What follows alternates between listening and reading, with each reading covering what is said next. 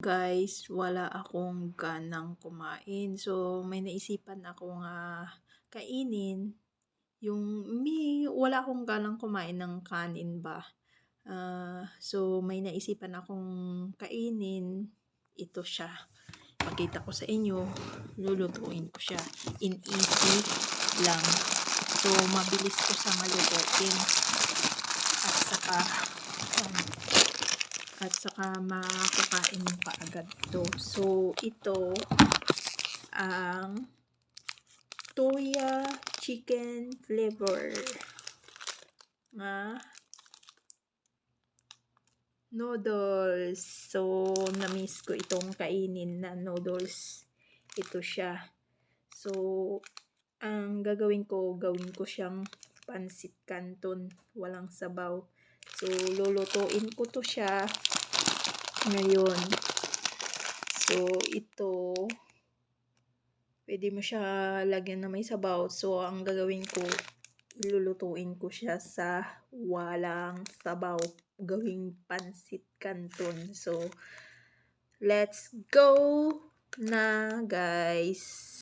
Siyempre, ang gagawin natin, magpainit tayo ng tubig. So, konti lang tong tubig. So, gagawin natin, magpainit tayo ng tubig. So, lalagyan ko muna to ng tubig.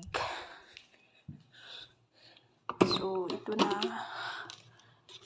Lagyan ko na ng tubig dito. So, mga hanggang dito lang yung tubig. Magpapakulo tayo muna ng tubig. Ayan na. So, pwede na yan ng tubig. Pwede na yan pakuluan. So, tapos, ilalagay natin dito. So, ito, i-open lang natin ito. Yun.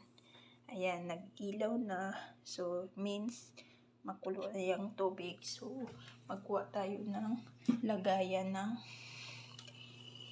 ito ang lagayan natin dito. So ang gagawin natin, so electric yung lulutuan. So ito dito natin ilalagay.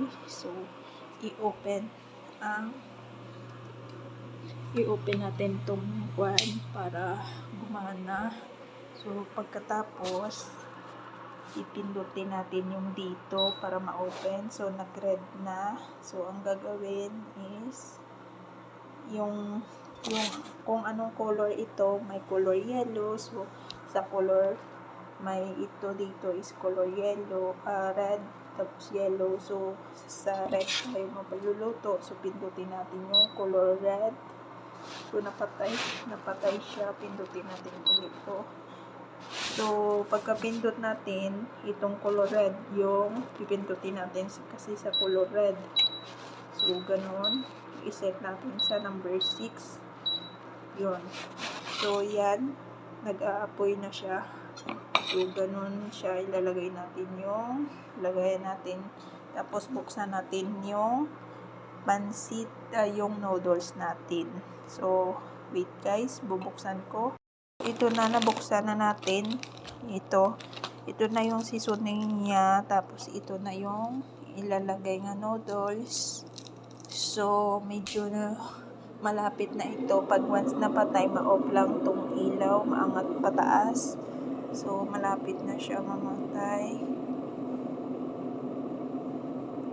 So naantay-antay lang natin kasi nakasalang na yung noodles natin nga wala pang tubig na mainit.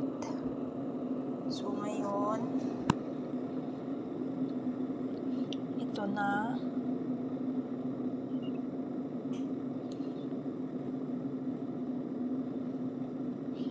So yan o, aangat yan pataas yung tubig na mainit.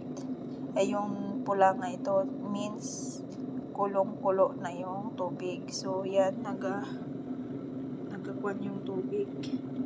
Sobrang init na yan. Yun, namatay na yan. So yan, aangat yan pataas. Yun. So, ilalagay na natin dito sa lalagyan na natin yan. Ayan na yung noodles. So, may natira pang na tubig. So, maggawa tayo ng tea dyan. So, aantayin ko lang to. So, pwede ko nang dagdagan, pindutin nga, dagdagan yung apoy niya. So, yan. 7, 8, 9 natin. Yun, 9 na ang pinakamainit dyan. Malakas. So, gawin natin is, may tubig pang tira. So, magawa tayo ng tea. Tea. So, yung tea, ang ginagawa kong tea is, ito yung may cup nga baso. So, ilalagay natin yung tea dito. Tapos, di ko na yan nilalagyan ng asukal. Ang sugar or asukal yung tawag. So, ito, yan yung tea. So, lalagyan natin ng tubig yan na mainit. Tapos, yun, pag once nga medyo malamig na, iniinom ko yan. Hindi ko na yan nilalagyan ng sugar. So, yun. So, kay may naluto tayo na pansit. Magkuha ako ng lemon.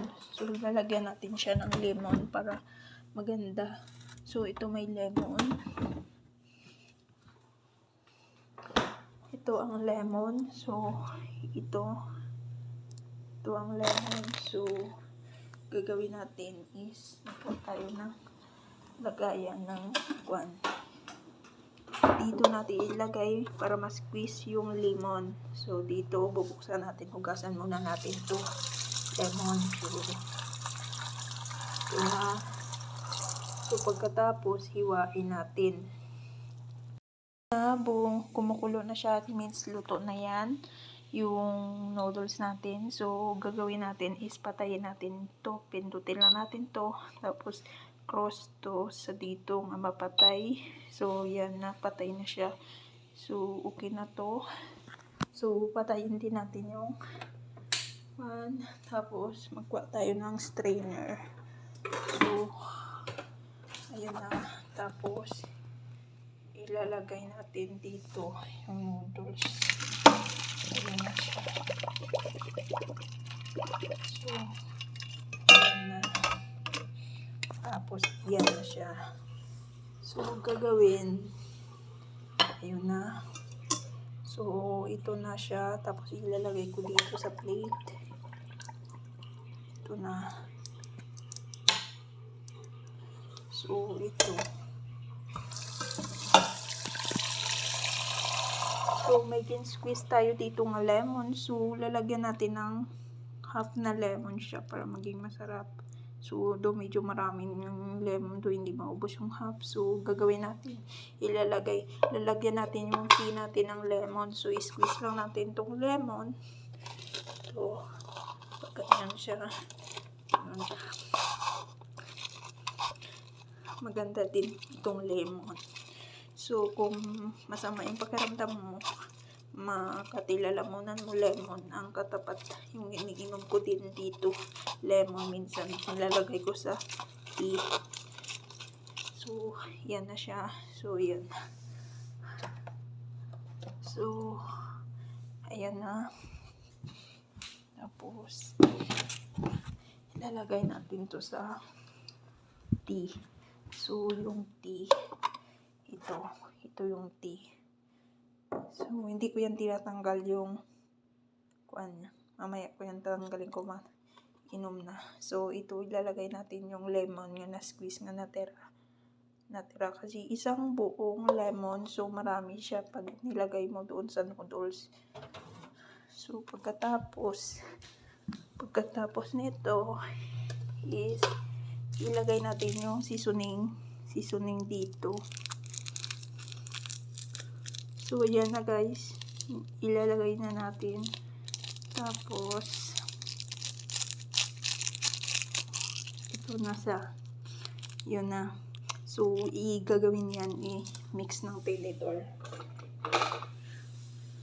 Ganyan lang siya, yun. Yun, tapos kainin na yung pansit. Hindi ko na nilagyan ng toyo kasi ayoko sobrang alat yan. So, ito na siya. Yummy. Yummy siya. So, kainin na. Hindi ko na ito ipapakita sa inyo kung paano ito kainin. So, alam na ito kung paano kainin. So, yung pagluto lang nito. Though, parang pansit canton lang ng Pilipinas. So, yummy sa guys. Thank you for watching.